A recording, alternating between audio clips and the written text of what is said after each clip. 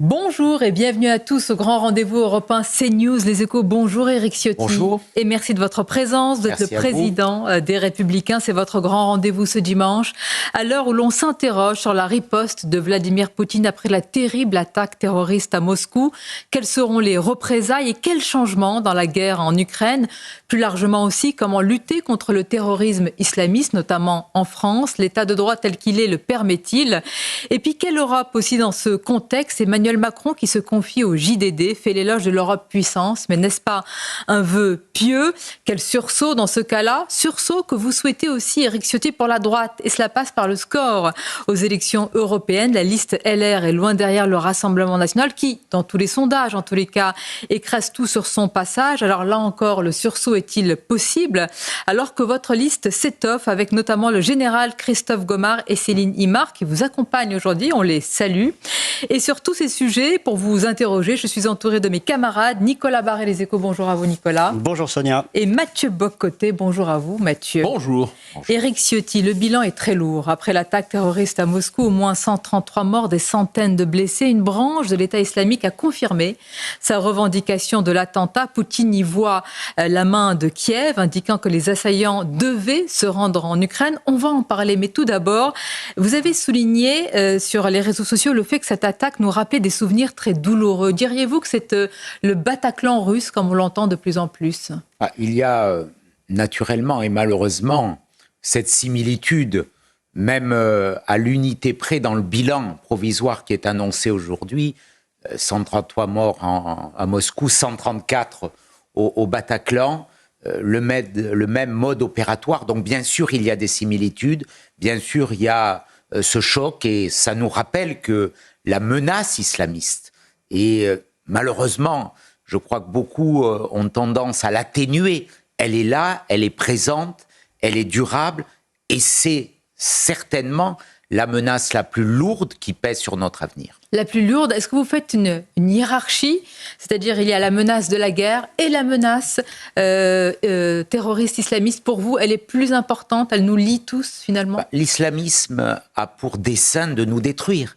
De détruire tout ce qui ne ressemble pas à cette idéologie mortifère. C'est une volonté d'éteindre une civilisation occidentale. Donc il y a cette menace, elle est présente et on voit bien qu'elle gagne du terrain. Ce qui se passe au Proche-Orient, ce qui s'est passé le 7 octobre, ce qui se passe au Sahel, nous rappelle ce qui se passe naturellement en Afghanistan, que cette menace, loin de régresser, s'amplifie et qu'il ne faut à aucun prix baisser la garde. Alors, vous dites que certains atténuent cette menace, vous pensez à qui en particulier? Non, mais on voit bien dans l'actualité, dans les commentaires, que voilà, il y a des drames, on y répond, il y a l'émotion, il y a la communication, et puis après, on passe à autre chose. Or, l'islamisme ne passe pas à autre chose. Et il avance ses pions de façon masquée ou de façon violente, mais il est là et il progresse. Alors, le président de la République a exprimé sa compassion vis-à-vis du peuple russe. On sait par ailleurs les tensions qu'il y a aujourd'hui entre la Russie et la France. Le président de la République avait raison d'exprimer sa sollicitude, sa compassion? Bien sûr. Qui n'exprimerait pas, face à un tel drame, la compassion à l'égard des victimes, à l'égard du peuple russe. Et nous devons exprimer, en effet, ce soutien face à un attentat terroriste. Après, il y a la question de l'interprétation, voire de l'instrumentalisation. On a bien vu tout de suite que Poutine a voulu relier cet attentat au contexte en Ukraine. Bon, moi j'ai noté que les services de renseignement américains avaient prévenu la Russie, il y a quelques jours, quelques semaines, d'une attaque islamiste éminente, et ils avaient décrit quasiment le scénario potentiel. Donc on a aujourd'hui manifestement, je le dis avec prudence néanmoins, mais une quasi-certitude qu'on est face à une attaque islamiste. Après, on voit bien le danger d'une instrumentalisation. Mais justement, la question, vous avez évoqué le déni de l'islamisme. Alors, on a vu un double mouvement hier. D'un côté, une partie des commentateurs à l'Ouest disent « En fait, c'est un coup de Poutine ». Poutine, de son côté, dit « En fait, c'est un coup des Ukrainiens ». Comme si on était incapable de prendre au sérieux durablement, structurellement, la menace islamiste. Bien sûr. Moi, je dis, il y a une menace islamiste. Elle est là, elle est durable. et il faut mettre tous les moyens pour l'éradiquer. Et c'est un enjeu majeur, c'est un enjeu de survie et c'est un enjeu de civilisation. Et puis, il y a ce conflit sur le continent européen entre la Russie et l'Ukraine. Ce conflit qui, j'espère, va trouver enfin une issue de paix. Vous y croyez encore? Parce que là, la question, Éric Ciotti, depuis cette attaque, c'est quelle représailles? Au contraire, c'est-à-dire quel palier supplémentaire, si palier supplémentaire il peut y avoir dans la guerre en Ukraine. C'est la menace et c'est le danger. Voilà, ce conflit, il est à la fois complexe et simple. Il est complexe parce qu'il appelle des menaces géopolitiques sur la planète entière, mais il est assez simple. D'un côté, il y a un agresseur et de l'autre, il y a un agressé. Il y a la violation de frontières d'un État souverain. Donc notre devoir est d'être aux côtés du pays qui a été agressé, de le soutenir pour qu'il retrouve son indépendance, sa souveraineté, et il mène un combat d'un extraordinaire courage. Mais à un moment, il faudra qu'il y ait une issue à ce conflit. C'est pour ça que nous avons besoin d'aider les Ukrainiens et de leur donner aujourd'hui, qui dit le mot paix, qui dit le mot arrêt des combats, et il est qualifié en tous les cas par une partie de la classe politique, par la majorité, d'être poutinolâtre, d'avoir un esprit munichois, d'être dans la soumission. Que répondez-vous à cela? Pour moi, le mot paix n'est pas un mot de soumission, c'est un mot d'espérance. Qui peut contester que l'objectif, à un moment, c'est de retrouver un chemin de paix en Russie, comme au Proche-Orient, ou dans tous les lieux où il y a le conflit. Personne ne peut se satisfaire de la guerre. Dire cela, ça ne veut pas dire qu'il faut, il faut tout faire pour aider les Ukrainiens à être en position de force pour recouvrer la souveraineté de leurs frontières. Alors, on dit paix, on dit guerre, mais il y a un autre mot dont on entend un peu parler, c'est engrenage. Est-ce que vous redoutez un effet d'engrenage? On a parlé récemment de la présence de troupes au sol potentiellement européennes, françaises en Ukraine. Est-ce que vous redoutez finalement que la situation présente ressemble davantage à 1914 qu'à 1938? Il y a ce risque d'engrenage. C'est pour ça que je me suis opposé avec force et j'ai dénoncé les propos qui me paraissent à tout le moins irresponsables. Il y a sans doute des arrière-pensées politiciennes liées aux élections européennes avec une forme de cynisme de la part du chef de l'État, mais aller sur ce terrain des troupes au sol, c'était irresponsable. Ça nous a conduit à un isolement humiliant d'ailleurs dans la communauté internationale. L'humiliation, la France a été humiliée par ses alliés, dites-vous. Notre isolement sur cette position est quelque part humiliant. Pas de tout le monde quand même. Les Polonais étaient très contents de cette position. On ne nous a pas pris au sérieux.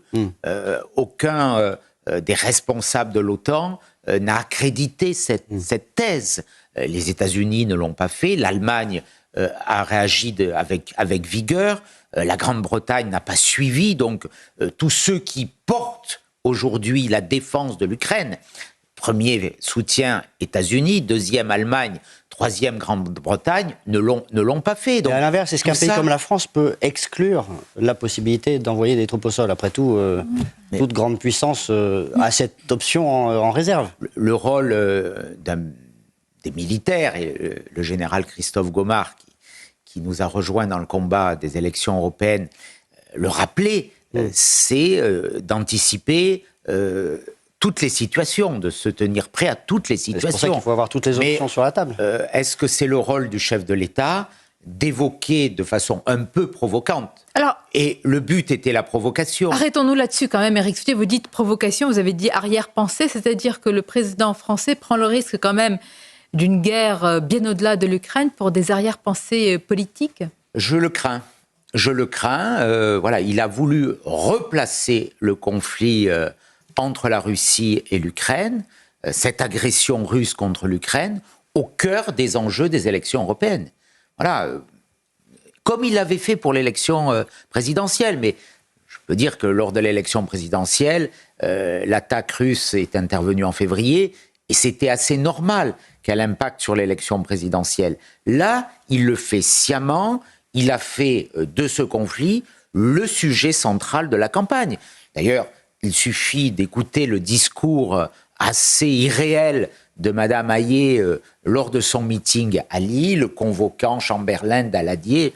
J'ai vu cette semaine que vous lui avez posé la question. D'ailleurs, elle savait manifestement pas trop qui était Daladier, mais on lui avait écrit un discours sans doute à l'Élysée pour faire l'unique sujet, l'unique thème des élections européennes sur ce conflit, avec un manichéisme qui installe le duo entre M. Macron et Mme Le Pen. Il y a le camp du bien d'un côté qui représente l'Ukraine, il y a le camp du mal qui représente Poutine. Tous ceux qui ne sont pas avec Macron sont de l'autre côté. Et au milieu, rien n'existe. C'est ça que je dénonce, c'est ce cynisme politicien et électoral. Nous y reviendrons dans le détail, mais pour l'instant, vous n'avez pas l'impression d'être pris dans une double tenaille. Le RN qui dit c'est un référendum sur Macron et sur l'immigration, le parti au pouvoir qui dit c'est un référendum sur l'Ukraine. Ça laisse peu d'espace pour les gens de votre liste. C'est le jeu de nos adversaires. C'est le jeu cynique et encore plus cynique du chef de l'État. Parce que quand on est chef de l'État, on a des responsabilités que n'ont pas les responsables de l'opposition. On est en charge de la sécurité de la nation. On ne peut pas dire n'importe quoi. On ne peut pas faire n'importe quoi. Or, c'est ce sur quoi s'aventure le chef de l'État. Bien sûr qu'on essaie de nous mettre dans ce duel, dans cette forme de complicité, mais qui, depuis des décennies, finalement, prive le pays des vraies réponses. Alors, le pays a besoin de réponses responsables, sérieuses, non pas besoin de ce cinéma de communication qui profite à la fois au RN et à la majorité. On va en parler, mais vous dites le pays a besoin de sécurité et aussi, j'allais dire, d'être protégé, suffisamment protégé face à la menace terroriste, surtout après ce qui a été enduré à Moscou. On va en parler, on marque une pause et on se retrouve. La suite du grand rendez-vous avec notre invité, le président des Républicains, Éric Ciotti. Nous avons largement parlé en première partie, bien sûr, des conséquences de cette attaque terroriste à Moscou et plus largement sur le plan de cette menace en France. Sommes-nous suffisamment préparés dans la perspective notamment des Jeux Olympiques? Êtes-vous inquiet, Éric Ciotti, compte tenu du risque prégnant, alors que des lycéens franciliens ont reçu des menaces là, il y a quelques jours et ces dernières heures? La menace est toujours là, nous le savons. Et la période qui s'ouvre avec les Jeux Olympiques renforce, bien entendu, le fait que notre pays peut être une cible puisque tous les projecteurs vont être braqués sur lui, qu'il y a traditionnellement, et malheureusement, et l'histoire des Jeux Olympiques en témoigne, toujours des menaces liées aux grands événements qui attirent un regard planétaire. Donc il faut bien entendu être extraordinairement vigilant. C'est le cas, vous n'avez pas de doute sur à la fois nos renseignements, l'action du ministre de l'Intérieur, qui le rappelle à plusieurs reprises. Nous avons des services de renseignement extrêmement performants.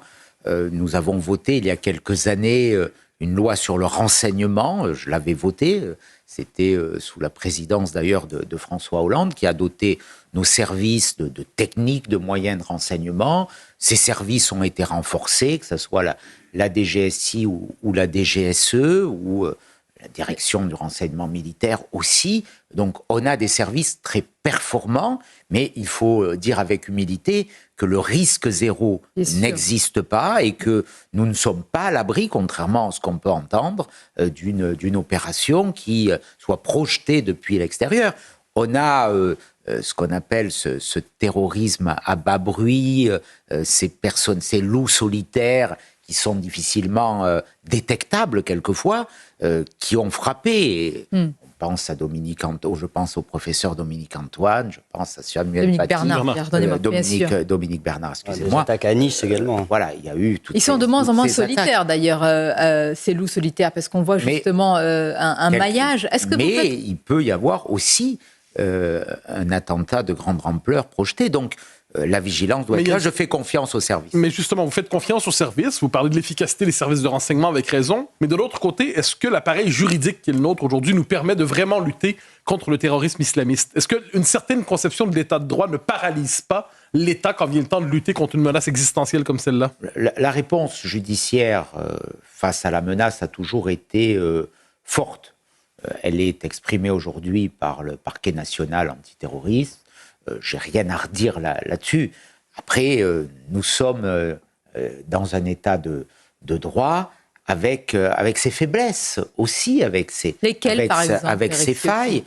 Notamment, on voit très bien, et on le sait, ça a été avéré notamment en 2015, qu'il y a un lien souvent étroit entre les flux migratoires incontrôlés et le terrorisme. Ce fut le cas notamment du terroriste qui a frappé dans ma ville, dans ma circonscription, la basilique Notre-Dame. Il était arrivé depuis la Tunisie quelques jours auparavant dans ces flux de migrants en situation irrégulière. On a vu qu'il y avait une infiltration tout à fait coordonnée dans les grands flux migratoires de 2015 pour préparer les attentats de Bruxelles. Mais vous savez que lorsque vous évoquez ça... et de Paris. Donc, il y a une faiblesse de l'état de droit. C'est ce que nous avons voulu combattre au travers nos propositions de loi constitutionnelle dans le débat sur l'immigration. Et là, cette faiblesse, elle est toujours là. Et naturellement, il faudra être mieux armé pour y faire face. Mais vous savez, lorsque vous évoquez ce lien entre insécurité, entre guillemets, et immigration, ou des exemples que vous avez donnés, une certaine presse utilise immédiatement un terme, extrême droite, pour interdire toute réflexion. Est-ce que vous ne risquez pas vous-même d'avoir cette étiquette qui vous sera collée parce que vous rappelez aujourd'hui ce lien? On me l'a souvent collé, c'est pas ça qui me gêne. Ce qui m'importe, c'est d'être efficace. Aujourd'hui, il y a ce lien avéré. C'est le ministre de l'Intérieur lui-même qui a donné les chiffres entre l'immigration et l'insécurité. Et il y a aussi ce lien très fort entre l'immigration et le terrorisme islamiste. Qui peut le contester? Une partie de la majorité, le président qui ne fait pas le lien directement. Le nier, les chiffres malheureusement l'attestent, et donc ils appellent à une réponse. Ils appellent à une réponse pour réarmer l'État, vous savez, de façon globale. Et c'est une réponse aussi face aux conflits extérieurs qui doivent appeler à un réarmement régalien. Mais on entend ce mot depuis 40 ans. Et d'ailleurs, ce dimanche, à la une du journal du dimanche, Emmanuel Macron s'est confié au journal. Le JDD a eu accès, je le précise, pendant 2 jours aux coulisses d'un sommet européen. Et le président a dit aux journalistes, notamment Antonin André, l'Europe puissance ne peut plus attendre. Donc je suppose un réarmement également. Mais depuis combien de temps nous parle cette Europe puissance? N'est-ce pas un vœu totalement pieux, Éric Ciotti? Disons qu'avant, on a besoin d'une Europe forte pour mieux nous protéger, naturellement, et on a besoin d'un pilier européen de défense dans l'OTAN. Je ne dis pas une défense européenne. La défense... Vous n'y croyez pas? Non, et j'y suis pas favorable. La défense doit appartenir aux États. C'est pas un des pays des 27 à décider si la France doit mobiliser son armée de façon conventionnelle, et encore pire, de façon... Donc ça veut dire quoi, un pilier européen de défense? Il faut qu'on ait un effort plus important des pays européens. Aujourd'hui, l'objectif de 2% du PIB de chaque pays pour la défense n'est tenu que par 10 pays. Par 10 pays. Donc on est très loin, et même cet effort de 2% des dépenses militaires par rapport à la richesse nationale est faible. Nous souhaitons que ça soit au moins 3%. La Pologne fait un effort considérable. Ils sont presque à 4%. Donc il faut que chaque pays fasse cet effort de défense de façon supplémentaire et puisse donc, au sein de l'OTAN, constituer un pilier européen, d'autant plus que si les États-Unis se désengagent, et c'est toujours un risque qui existe, et l'élection américaine à l'automne peut y conduire, mais au-delà, il y a ce réarmement, je dirais, militaire pour protéger nos intérêts vitaux, pour protéger nos frontières, mais il y a un réarmement aussi pour protéger nos concitoyens sur notre territoire. Vous parliez de l'Europe, moi je voudrais une France puissante. Alors, oui. Vous savez, vous parlez il y a 40 ans, vous m'avez dit, ça fait 40 ans qu'on parle de réarmement. Est-ce que c'est faux? Vous avez totalement raison, il y a 40 ans, je vais vous donner un chiffre, on consacrait 6%, il y a un peu plus de temps, lorsque le général de Gaulle et Georges Pompidou étaient présidents de la République, on consacrait 6,5% de notre richesse nationale à ce qui fait l'État. La défense nationale, la sécurité, la justice. Aujourd'hui, cet effort a été divisé par 2. Et c'est pour ça qu'on est si faible. On consacre à peine, sur 1 000 € de dépenses publiques, on consacre à peine 25 € à la sécurité. C'est ridicule. C'est ridicule. Une Europe puissante, c'est une France puissante. Lors du meeting de lancement de la campagne LR, hier, que nous avons diffusé à Aubervilliers, on a suivi respectivement le discours de Céline Imard, numéro 2 de la liste, et le général Christophe Gomard, nouvelle prise de guerre, si je puis dire, pour un général, numéro 3 sur la liste. Vous avez lancé, me semble-t-il, c'est votre phrase, Éric Ciotti, que croire en l'Europe, c'est croire en la France. Oui, bien sûr. Au-delà du slogan, que veut dire cette phrase ? D'abord, nous sommes européens. Et nous sommes une famille politique derrière le général de Gaulle qui a voulu la construction européenne. La main tendue au chancelier Adenauer, c'est le général de Gaulle. Ce sont eux les vrais piliers de la construction européenne après la Seconde Guerre mondiale. Cette Europe, elle a apporté la paix, elle a apporté le progrès, elle a apporté aussi de la prospérité. Donc moi, je crois en l'idéal européen. Mais cet idéal européen, il a été malheureusement dévoyé. Vous croyez en l'Europe de Mme von der Leyen, par exemple ? Justement, j'allais y venir. Moi, je ne crois pas en l'Europe de M. Macron et en l'Europe de Mme von der Leyen. Parce que ça, c'est l'Europe de la technocratie, c'est l'Europe des normes, et c'est pas cet idéal, cette épopée européenne. Chacun, nous sommes les héritiers. Pourtant, d'abord, vous ne faites pas beaucoup contre elle sur la scène européenne, certains disent. L'Europe, une partie de la droite... C'est votre famille politique, en plus, von der Leyen. Nous n'avons pas voté pour elle dans le congrès du PPE. J'y reviendrai. Mais l'Europe, c'est une épopée. L'Europe, c'est une civilisation. Et nous y adhérons. Mais l'Europe, ça ne peut pas être un projet technocratique. L'Europe, ça doit être la croissance, ça doit être la paix, ça doit être la sécurité. L'Europe, la paix, en ce moment, ça résonne ben oui, mais mal. L'Europe peut nous protéger et doit nous protéger. Mais est-ce qu'elle protège en ce moment ? Elle protège mal, parce que justement, elle n'a pas su relever les défis. Nous sommes, parliez tout à l'heure de mâchoire, mais l'Europe est enserrée entre la double mâchoire américaine et chinoise. Et il faut qu'elle retrouve cet espace. L'Europe, c'est un espace de liberté, c'est un espace de prospérité, mais nous nous faisons rogner par une forme de naïveté, de faiblesse. Mais quand le Parlement européen vote une motion, par exemple, sur la conscience historique européenne, qui présente l'histoire de l'Europe, vous connaissez cette motion, comme une accumulation de catastrophes, de désastres, de génocides, de crimes esclavagistes, est-ce que le Parlement européen ne piétine pas la mémoire de l'Europe ? Et qui s'y est opposé ? Avec le plus de force, c'est François-Xavier Bellamy. C'est notre délégation. Donc, naturellement, tout cela, nous le contestons. Nous contestons aussi cette approche de la décroissance, avec ce Green Deal porté par Mme von der Leyen qui s'est soumis à la pression de l'extrême gauche. Ceux qui s'y sont opposés avec efficacité, avec constance, ce sont les députés républicains derrière François-Xavier Bellamy. Nul ne peut le contester. On a ce bilan sur tous ces sujets que nous avons combattus avec force. Qui a voté avec l'extrême gauche ? Qui a voté avec la gauche ? Qui a été le porteur d'eau de la gauche dans ces délires ? Ce sont les députés de M. Macron. On va continuer à en parler. C'est ça aussi un de ces enjeux. On va marquer une pause. Vous réagirez à ce qu'a dit Céline Imard, qui fait beaucoup réagir. Elle a dit « Je suis fière de n'avoir jamais voté pour Emmanuel Macron ». Diriez-vous la même chose ? Est-ce que c'est une fierté ? J'ai fait la même chose qu'elle. Vous nous répondrez après la pause. Et puis, on a appris tout à l'heure qui était la numéro 2 de la liste RN, quelqu'un que vous connaissez bien, essayiste et intellectuel, Malika Sorel. Votre réaction juste après une courte pub. À tout de suite. La suite du grand rendez-vous Europe 1, CNews, Les Échos, avec notre invité, le patron des Républicains. Et la première question de cette partie vous est posée par Mathieu Bock-Côté. D'abord, une petite précision, ce qu'on a vérifié à la pause. Au moment du vote sur la conscience historique européenne, le groupe LR s'est abstenu plutôt que de s'y opposer parce qu'il avait réussi à intégrer à la motion la condamnation des crimes du communisme. Fin de la nuance. Grande nouvelle ce matin pour le RN. Malika Sorel, qui est une intellectuelle reconnue, une intellectuelle qui a soutenu en 2017, soit dit en passant, François Fillon, qui était avec lui jusqu'au dernier moment au Trocadéro, se rallie aujourd'hui à la liste de Jordan Bardella comme numéro 2 de la liste RN pour les européennes. Comment réagissez-vous devant ce ralliement ? Moi, je ne vais pas me mêler de la composition de la liste du Rassemblement national. Mais c'est une perte pour votre famille politique. Sur le parcours personnel de Malika Sorel, je le regrette, mais voilà.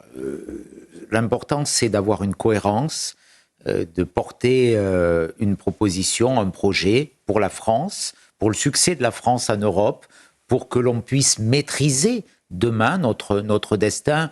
C'est pas une histoire forcément de casting. Il faut des compétences. Elle dit, il faut des compétences. Vous lui déniez des compétences politiques, je parle. Il faut être opérationnel. Vous savez, il faut sortir du constat. Le constat, il peut faire plaisir. On peut avoir la nostalgie d'un passé, ressasser les erreurs qui ont été commises. Bien sûr, aujourd'hui, ce qui importe aux Français, c'est avoir des élus qui savent les défendre, qui soient cohérents, responsables, qui aient de l'expérience. Vous estimez que vous avez mis en place des personnes opérationnelles, telles que le général Gomard, Céline Imar, qui est une agricultrice qui connaît mieux quiconque les problématiques de l'agriculture, qui est un enjeu majeur de notre souveraineté nationale, de conserver la capacité simplement à produire et à alimenter, à s'alimenter, à nourrir les Français. C'est un enjeu essentiel d'indépendance pour l'avenir. Quand on a le général Christophe Gomard qui a commandé les forces spéciales, qui a été patron du renseignement militaire, on a de la compétence, on a de l'expérience. Permettez de revenir sur la question de la compétence. On n'est pas dans les slogans, dans les prises de guerre, de personnalités un peu du passé, qui voilà. Mais c'est ça. Éric Ciotti, permettez de revenir en essence sur Malika Sorel, qui n'est pas une figure périphérique de la vie publique. Elle-même dit, je vais au RN. Elle n'est pas une figure centrale non plus. Hein. Tout le monde, en 2017, vous étiez très heureuse de la placer au Trocadéro avec François Fillon, en la présentant comme une prise de guerre à l'époque. Je pense pas me tromper. Elle était parmi les centaines de milliers de Français qui étaient là. Et parmi les quelques-uns juste à côté de François Fillon. J'y étais aussi. Voilà. Effectivement, vous y étiez. Elle n'était pas très loin de moi. Mais j'y reviens à ce moment. Elle nous dit que c'est un souci de cohérence qui m'amène aujourd'hui à rejoindre le Rassemblement national. Donc, est-ce qu'elle perd en valeur aujourd'hui? Est-ce que la qualité de cette femme dont vous vous revendiquiez à l'époque se dégrade parce qu'elle change de parti? J'ai jamais rien revendiqué là-dessus. Hein. Donc voilà, il y avait des soutiens divers, multiples, en rassemblement. Aujourd'hui, c'est son choix. Est-ce qu'il est de cohérence? Est-ce qu'il est d'opportunisme? Peut-être une dernière réaction sur ce qu'elle dit. Je ne regarde pas ce qu'il y a sur la liste du RN. Je regarde qu'on ait, nous, une liste d'hommes et de femmes compétents, enracinés et qui défendront la France. Peut-être une dernière réaction à ce qu'elle dit quand même. Elle dit « Je travaille avec Dominique de Villepin, Nicolas Sarkozy, François Fillon. Désormais, j'estime que le Rassemblement national est le seul parti qui défende les intérêts supérieurs de la France et du peuple français. » À cela, quelle réponse vous apportez? C'est-à-dire que le RN aurait, selon elle, le monopole de la défense du peuple français. C'est naturellement grotesque. Voilà, c'est naturellement grotesque. Mais après... Vous savez, la vie politique n'est pas dénuée d'opportunisme, voilà. Donc il y en a qui vont dans ce sens. Libre à eux. Elle a souvent écrit sur différents sujets, notamment sur celui de l'identité ou encore de l'immigration. À ce sujet, Éric Ciotti, vous défendez fermement. Écrire c'est bien, agir c'est mieux, voilà. Alors, parlons d'action. Quand on porte des propositions de loi constitutionnelles, désormais de référendum d'initiative partagée, nous sommes les seuls à le faire. Alors nous sommes les seuls à poser les textes parce que nous sommes peut-être les seuls à pouvoir les écrire. Et c'est ça la différence. Vous êtes les seuls avec Reconquête, je ne me trompe pas, qui ont proposé d'abord ce référendum auquel vous êtes ralliés, non? Reconquête n'a pas de député, donc il n'a pas la capacité à porter ce référendum. Un référendum d'initiative partagée, il nécessite 185 parlementaires. Nous en avons 190. Reconquête n'a pas un député et je crois qu'il y a un sénateur. Donc, tous les cas. La crédibilité, l'expérience, la compétence. Vous savez, on peut se nourrir de mots, de slogans. Il y a des constats que j'ai pu partager et je l'ai dit, je ne vais pas me renier avec Éric Zemmour, mais quand je vois aussi aujourd'hui ça dérive, voilà, il n'y a plus qu'un thème dans cette campagne. Et quand je vois que son seul souci, c'est d'attaquer la droite et le Rassemblement national en disant qu'il est partisan de l'union des droites, sincèrement, soyons sérieux. Vous parlez de dérive à son sujet, vous pouvez la qualifier? Oui, parce que tout ça n'apporte plus rien, quoi. Tout ça n'apporte plus rien. Ce qu'attendent les Français, c'est qu'on change une situation qui est grave. C'est de la compétence, c'est pour ça que ça n'a pas fonctionné. On ne peut pas se contenter de constats et de slogans. La vie politique, c'est pas ça. C'est pas de la communication. La communication incessante, c'est le pouvoir, mais c'est aussi une partie de l'opposition. Et vous ne faites jamais de communication, Éric Ciotti. Vous avez le monopole de la crédibilité, des réponses et des solutions. Nous avons la volonté de responsabilité. Parce que la situation, elle est grave, elle nécessite de l'expérience, elle nécessite de la compétence. Redresser ce pays, si l'année encore temps, sera un défi immense. Alors sur l'immigration, on s'est effondré. Et aujourd'hui, sur tous les sujets, sur le régalien, sur la sécurité, sur la défense, on parlait de ce réarmement, sur la diplomatie, mais sur le modèle social aujourd'hui qui dérive, sur les prélèvements obligatoires. Je pense qu'on va venir sur ces questions budgétaires. Allons-y, parce qu'on était sur l'immigration. Il faut de la responsabilité. Comment parce que pour l'instant, ça reste aussi, là, pardonnez-moi, un vœu pieux. Votre projet, votre proposition, et c'est le bureau du Conseil constitutionnel de référendum partagé. Gabriel Attal a fourni de son côté un contre-argumentaire pour faire capoter votre projet. Le Conseil, je le précise, a 1 mois pour les valider. En fait, avant le 14 avril. Vous êtes confiant vraiment sur la suite, ou alors est-ce que c'est pas là encore un coup Écoutez, je me désespère pas que le Conseil constitutionnel se prononce en droit. S'il se prononce en droit, les Français pourront, pour la première fois dans leur histoire, répondre à des questions qui sont des questions politiques sociales, donc conformes à l'article 11 de la Constitution, mais qui ont une incidence sur l'immigration. On a posé dans notre proposition de loi référendaire, il y a 5 sujets. Il y a notamment un qui est essentiel, qui est majeur, c'est de dire qu'un étranger qui arrive en France, dès le premier jour de son arrivée, ne pourra percevoir des prestations sociales non contributives. Non contributives, ça veut dire que ce n'est pas la contrepartie d'un travail. Un étranger qui arrive, qui a un titre de séjour, une carte de travail, qui travaille, il paie des contributions, il est normal qu'il ait la sécurité sociale, qu'il ait droit à tout ce qui est lié au travail. En revanche, quelqu'un qui arrive dès le premier jour, qu'il ait les APL, les allocations personnalisées au logement, qu'il ait les allocations familiales, qu'il ait les allocations vieillesse, l'APA, ça c'est un scandale. Vous sous-entendez que le Conseil constitutionnel a perdu un peu l'habitude de se prononcer en droit et fait de la politique ? Écoutez, moi, je suis cohérent. Le Conseil constitutionnel a censuré 32 articles de la loi immigration, notamment... À la demande du président de la République. Vraisemblablement, parce que le président de la République a joué une fois de plus un jeu de dupes. En tout cas, il l'a saisi. Il a fait semblant. Alors, il a saisi officiellement, mais je pense qu'il y a eu des négociations en coulisses. Il a fait semblant de nous poser un texte de fermeté, qui était un texte rempli de mesurettes. Nous l'avons consolidé avec le Sénat, avec Bruno Retailleau, avec l'Assemblée nationale, avec Olivier Marleix, considérablement. On est arrivé à un texte de fermeté. Il a été censuré. Mais pourquoi le Conseil constitutionnel le censure ? Pas sur le fond. Ils nous ont pas dit que nos mesures étaient contraires à la Constitution. Ils nous ont dit que ces mesures n'avaient rien à voir avec un texte sur l'immigration. Je vous demande là, qu'est-ce qui vous fait croire qu'il va maintenant donner un blanc-seing ? Je termine 2 secondes mon raisonnement en disant ces mesures, c'était des mesures sociales, notamment sur cette disposition où on dit avant 5 ans, pas d'allocation pour un étranger. Et là, le gouvernement fait un mémoire où il dit « Ah non, ce ne sont pas des mesures sociales, ce sont des mesures liées à l'immigration. » Alors, il faut dans la vie être cohérent. On ne peut pas censurer un texte en disant « Ce ne sont pas des mesures liées à l'immigration, ce sont des mesures sociales. » Et demain, refuser ce référendum au motif que ces mesures, elles ne seraient pas sociales, mais liées à l'immigration. Mais justement, par souci de cohérence. On serait dans une supercherie politique. Selon vous, les mesures nécessaires pour maîtriser l'immigration sont-elles possibles dans le cadre actuel ou elles sont impossibles sans le passage par le référendum ? En tout cas, nous avons trouvé ce biais.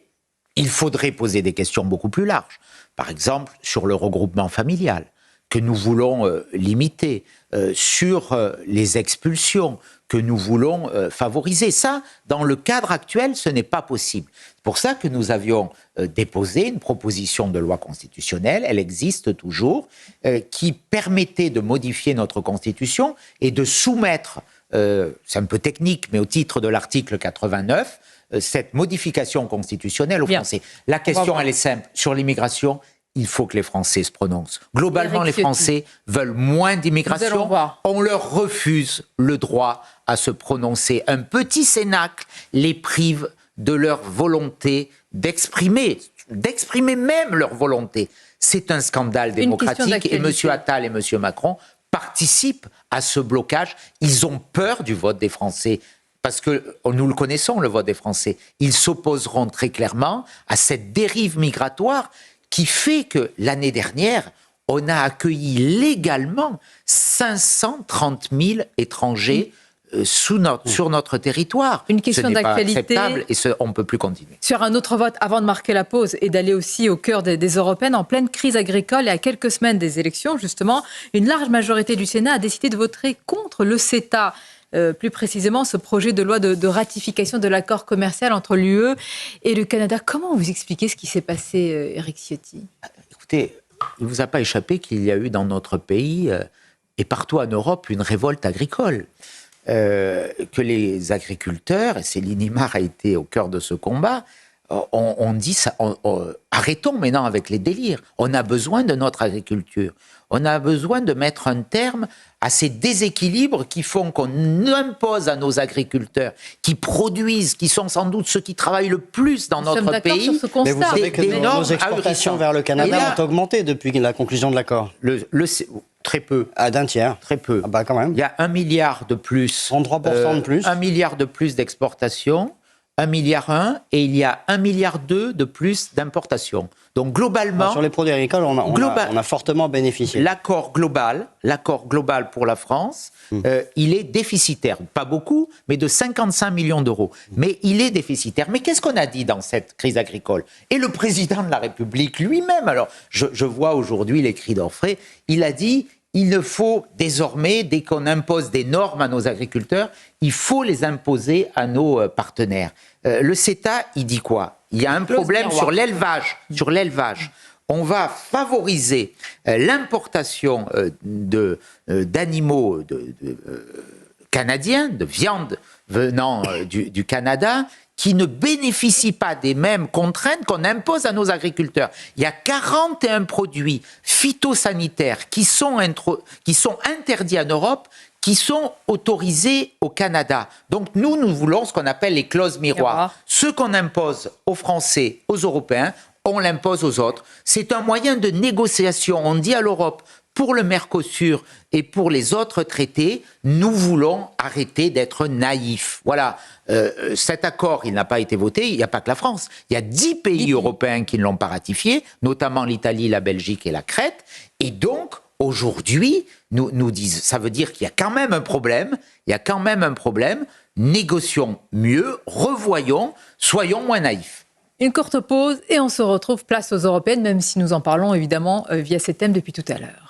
La suite du grand rendez-vous européen, CNews, Les Échos, notre invité, Éric Ciotti, président des Républicains. Nous parlons évidemment de la campagne des Européennes, meeting de lancement hier. Et puis on a diffusé les discours. Il y avait Céline Imar, Général Gomard. Vous avez salué leurs compétences dans différents domaines. Et puis il y a une question, est-ce qu'il faut s'ouvrir aux autres, Éric Ciotti, s'ouvrir aux sarkozystes, pour reprendre une célèbre formule. On pense notamment à Brice Hortefeux et Nadine Morano. Est-ce que vous allez aussi donner une place éligible aux fidèles ?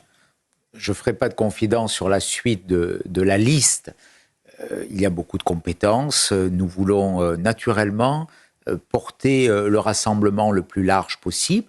Nous le ferons aussi avec nos amis centristes. C'est une tradition. Donc, il ne reste plus beaucoup de place là, il y a pour cette volonté. les plus proches. Pourquoi ? Écoutez, parce qu'on s'est compté. On n'a pas de limite. Oui, mais est-ce qu'ils seront en position d'éligible ? C'est la question. Nadine Morano et Brice Hortefeux. Alors, où placez-vous le curseur ? Vous êtes à 7-8% dans les sondages, ça fait 7 à 8 députés. L'objectif est de faire beaucoup plus. Donc, voilà. Et certes. puis, nous comptons sur la compétence de ceux qui vont être dans la suite de la liste. Mais vous entendez le mécontentement aussi de ceux qui accompagnent le parcours politique depuis longtemps et qui ne se voient pas ratifier composer une liste, et nous le faisons avec François-Xavier Bellamy, n'est pas la chose la plus simple. Voilà. Mais je crois que ce que nous avons fait depuis le départ montre ce que nous voulons, ce que nous sommes, c'est-à-dire, je le dis, le parti de la responsabilité, un parti de gouvernement, un parti de sérieux dans une situation du pays extrêmement difficile. Ça ne paye pas davantage dans les sondages, Éric Ciotti. Pourquoi aujourd'hui ? Parce que comment vous l'expliquez ? Pour l'instant, il y a ce piège de communication, ce duo qu'a voulu installer Emmanuel Macron et qui est un duo d'impuissance. Parce que depuis des décennies, on nous joue le même scénario. On n'a pas élu des personnalités pour ce qu'ils représentaient, pour leurs projets, pour leur programme. On les a élus contre Marine Le Pen ou contre le père de Marine Le Pen depuis des années. Il y a eu une exception. C'est une autre figure. Il y a eu une exception, c'était celle de Nicolas Sarkozy. Eh bien, moi, je voudrais aujourd'hui qu'on revienne au fond, qu'on ait une vision stratégique, qu'on arrête avec ce court-termisme de la politique qui fait tellement du mal, les slogans, la communication, les gants de boxe. Tout ça, c'est dérisoire, alors qu'il y a des Français qui souffrent, alors qu'on a des comptes publics qui sont en situation désastreuse, qui nous menacent de l'effondrement. Vous dites que vous êtes un parti de gouvernement. C'était vrai, mais est-ce que ce l'est encore? Ça fait un moment quand même que les LR qui veulent participer au gouvernement rejoignent la coalition macroniste aujourd'hui. Je ne sais pas où on rejoint la coalition macroniste. Nous sommes dans l'opposition. Mais ça fait un bon moment que vous êtes plus au gouvernement. Je suis dans l'opposition. Oui, malheureusement, depuis 2012... Mais qu'est-ce qui vous distingue de ce point de vue, par exemple, du RN ou de Reconquête ou d'autres partis LFI qui ne sont pas au gouvernement non plus? Notamment sur la question économique, dont on parle peu, mais qui va être la question centrale pour les années à venir. Quand un pays est asphyxié par 3 200 milliards d'euros de dette, lorsque nous avons le record d'Europe des dépenses publiques, et surtout, par voie de conséquence, le record du monde des impôts et des charges, on voit bien que tous ceux qui travaillent n'en peuvent plus. Sur ce sujet des dépenses publiques, les Français, est-ce qu'il faut les tailler Français pour sont vous privés du pouvoir d'achat. Les Français sont privés du pouvoir de produire, les entreprises. Les Français sont privés du pouvoir de transmettre. Donc on veut redonner aux Français ce pouvoir d'achat, ce pouvoir de produire, ce pouvoir de transmettre. Vous savez, on a des impôts qui sont en moyenne supérieurs par an de 130 milliards d'euros à la moyenne européenne. Mais ça, c'est le constat, on sait ça. Les mots que vous avez utilisés sont forts, hein. Le même chemin que la Grèce. Il y a un mot qui revient beaucoup aujourd'hui, qui a été utilisé il y a quasiment 20 ans par François Fillon. Est-ce que vous le réitérez? Monsieur Macron sera l'homme des 1000 milliards de dettes. Il y a l'homme qui valait 1 milliard, lui, ça sera l'homme qui vaudra 1000 milliards de dettes. Fin 2024, M. Macron aura accumulé depuis son élection 1000 milliards d'euros de dettes supplémentaires. D'accord, mais sous Nicolas Sarkozy, ça avait augmenté de 600 milliards. La question maintenant, c'est quelles dépenses ont réduit? C'est moins, et il y avait la crise des subprimes. Pardonnez-moi, comment vous qualifiez la situation? Il y a eu l'Ukraine, il y a eu d'autres crises. Hors période de crise. Aujourd'hui, il y a eu d'autres crises. On va avoir un déficit public, des comptes publics. Comment vous qualifiez en 2023 de 5,6%. Pardonnez-moi, je voudrais juste que vous qualifiez, parce que vous avez eu cette phrase qui a marqué, c'est-à-dire que nous empruntons le même chemin que la Grèce. François Fillon avait utilisé ce mot et cela avait provoqué beaucoup de réactions. La faillite, est-ce que vous diriez que nous sommes en faillite, au bord de la faillite, que nous risquons la faillite? Lorsque François Fillon empruntait ces mots, nous étions à 1200 milliards d'euros de dette. Nous serons 2000 milliards d'euros de plus. Tout ça ne peut plus durer. Il faut dire la vérité aux Français. Aujourd'hui, on a de la chance parce que la signature de l'État, vous le savez bien, est encore forte. On prête à la France. Les obligations assimilables du Trésor sont achetées très vite lorsqu'elles sont émises. Donc, il y a une signature encore crédible. Mais on est en train de perdre cette crédibilité. Vous savez, le service de la dette, je ne veux pas vous accabler de chiffres, mais à la fin du quinquennat Macron, on remboursera le service de la dette, c'est-à-dire le remboursement de la dette, intérêt, sera de 84 milliards d'euros, c'est-à-dire 4 fois le budget du ministère de l'Intérieur, 1 fois et demi le budget de la Défense, plus que l'éducation. Est-ce qu'on peut gaspiller cet argent? Non, d'accord. Le gros de nos dépenses publiques, vous le savez, c'est les dépenses sociales. Absolument. Concrètement, dans quelles dépenses sociales voulez-vous tailler? Sur quoi sommes-nous trop généreux de votre point de vue? D'abord, ce modèle social, il est trop généreux sur les allocations. Vous savez, moi, le modèle, il est simple. Il faut favoriser le travail. Il faut arrêter de pénaliser le travail. Ce modèle social, il encourage trop souvent le non-travail. Il faut réduire les critères d'indemnisation du chômage pour reflécher beaucoup de Français vers le travail. Il faut limiter le cumul des allocations sociales. Il faut mieux lutter contre les dérapages de ce système. C'est là où sont les enjeux. On tape toujours au même endroit. Vous savez, dans les 10 milliards d'économies, on va enlever 130 millions d'euros à la police, 118 millions d'euros à l'administration pénitentiaire, là où ils sont déjà dans une situation, aujourd'hui, ils sont à l'os, ils sont dans une situation insupportable, ils manquent de moyens. Comment vous qualifiez la situation? Vous ne m'avez pas répondu. Extrêmement grave, préoccupante. Si les taux d'intérêt augmentent, on ne tiendra plus. Déjà, l'écart entre les taux allemands, ce qu'on appelle le spread, et la France, sont en train de s'écarter. Donc, il faut réduire nos dépenses publiques. Merci. Il faut diminuer notre modèle social et il faut arrêter de le faire financer par le travail. Aujourd'hui, on a des salaires trop faibles et on a des impôts trop lourds parce que, justement, tout pèse sur le travail. Et pour un objectif de redressement, on l'a bien compris, parce que vous l'avez répété à plusieurs reprises. Merci Éric Ciotti, c'était votre grand rendez-vous ce dimanche. Je remercie évidemment mes camarades, Nicolas et Mathieu, et on se retrouve très bientôt. Bon dimanche à vous sur nos antennes respectives.